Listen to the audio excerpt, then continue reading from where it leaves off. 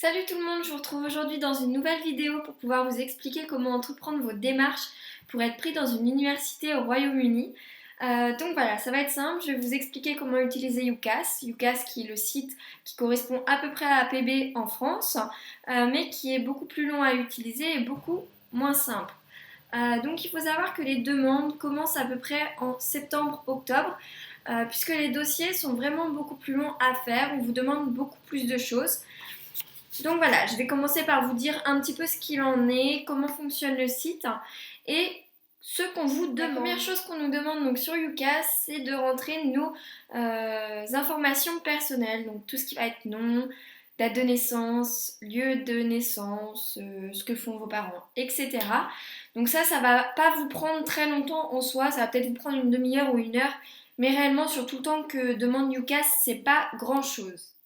Ensuite, on va vous demander donc comment vous allez financer vos études. Donc, comme je l'ai dit dans ma vidéo précédente, les études au Royaume-Uni coûtent vraiment très cher. Donc, il s'assure avant de commencer nos études qu'on est capable de payer.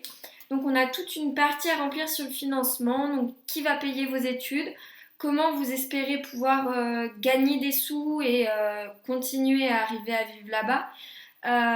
Ou alors, est-ce que vous avez des organismes qui vous donnent des bourses comme là, moi je vais avoir le gouvernement d'Écosse qui va me payer mes frais de scolarité. Donc ça, je pourrais vous en parler dans une autre vidéo puisque tous les Européens ont accès à cette possibilité. Donc voilà, c'est vraiment quelque chose qu'il faut prendre en considération, le financement, je ne cesserai de le répéter, puisque les études à l'étranger, ça revient vraiment très cher. Après la partie sur le financement, on va retrouver une partie donc sur l'éducation et la formation.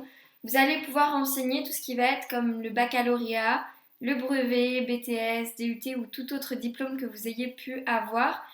Mais sachez tout d'abord qu'ils demandent les notes et que les universités au Royaume-Uni sont vraiment très exigeantes puisqu'elles demandent minimum 13 parce que j'ai vraiment pas vu d'université qui demandait moins de 13 et mon université demandait 15 de moyenne au bac. Donc ils connaissent pas forcément les notations en France, mais eux vous demandent une certaine moyenne et si vous ne l'avez pas, vous ne pouvez pas rentrer dans l'université.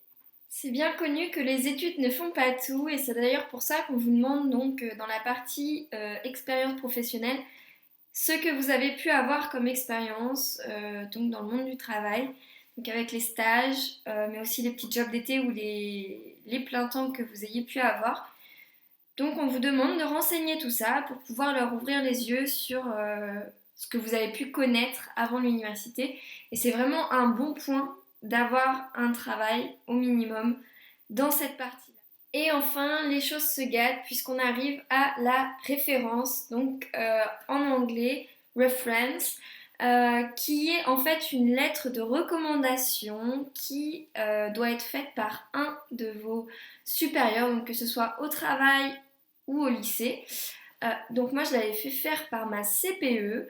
C'est quelque chose qui demande beaucoup de temps puisqu'il faut demander à la personne si elle est d'accord de vous faire une lettre de référence, de recommandation, pardon.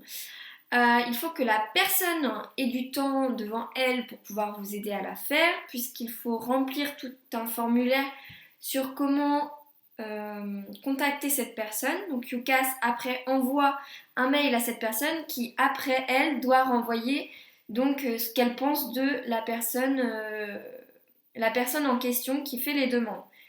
Donc c'est quelque chose qui met à peu près une semaine, je dirais, à faire. Donc voilà, vous y prenez pas à la dernière minute. Le plus dur de tout ça, c'est quand même le personal statement. Parce que voilà, c'est une lettre de motivation, en gros, version warrior. Comment expliquer ça? En gros, il faut arriver à dire à l'université, c'est moi le meilleur, il faut que vous me preniez. C'est bien, la motivation c'est bien, mais il n'y a pas que ça. Les universités ne regardent pas forcément que le travail. C'est bien que vous avez 18 en maths, c'est génial. Mais ça ne vous permet pas de rentrer forcément dans une bonne université, puisque quelqu'un qui va avoir 15 peut très bien y rentrer et la personne à 18 ne peut peut-être ne pas avoir de place. La différence entre deux étudiants, c'est pas seulement les notes, c'est aussi la vie sociale. C'est-à-dire que si l'université voit que certes vous avez des bonnes notes, mais qu'à côté vous n'avez rien qui vous plaît, hein, clairement, l'université va se dire, ben voilà, lui certes il a les nez il a le nez dans les bouquins, mais il fait rien à côté, donc il va pas réellement apporter grand chose à l'université à part des bonnes notes et un bon diplôme.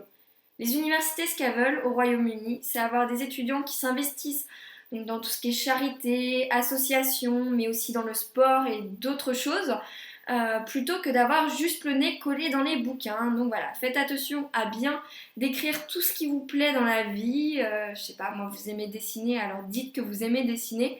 Ça va vous démarquer et c'est vraiment le fait d'être différent qui vous permettra de rentrer dans les universités au Royaume-Uni. Donc une fois que vous avez fait toutes ces merveilleuses choses, il faut envoyer tout ça, donc avant le 15 janvier.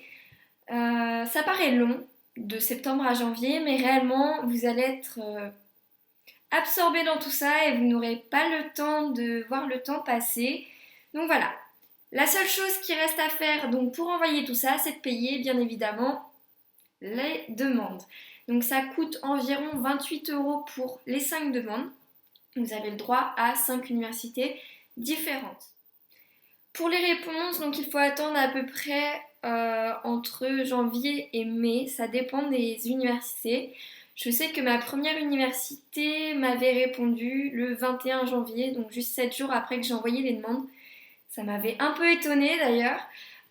Donc voilà, soyez patients quand même, puisque certaines universités aiment bien attendre la dernière minute pour envoyer les offres les offres d'acceptation dans les universités. Il faut savoir qu'il y a 3 types d'offres.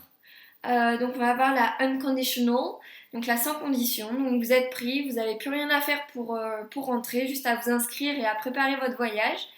Sinon il y a la conditional, donc là vous avez des conditions comme certaines notes au bac ou tout simplement d'avoir une note précise au TOEFL, puisque bien évidemment quand on est européen, on a besoin de passer un certificat de langue, donc le TOEFL, l'IELTS ou encore le Cambridge Test. Donc il faut savoir qu'il y a des différences entre les tests, mais après c'est vraiment à vous de choisir lequel vous convient le mieux. Moi j'ai passé le TOEFL et je compte vous faire d'ailleurs une vidéo sur comment passer le TOEFL et vraiment y arriver à se préparer correctement au TOEFL.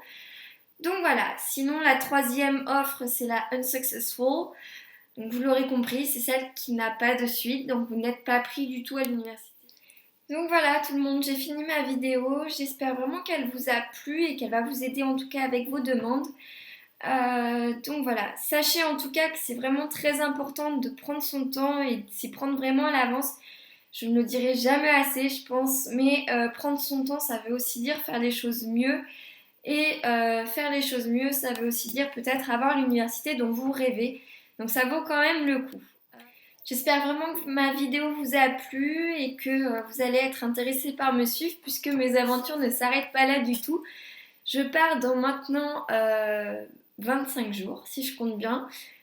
Donc voilà, il me reste vraiment encore beaucoup de choses à faire. Je compte d'ailleurs vous faire des vidéos sur les choses à faire avant de partir puisqu'il y a une liste à rallonge.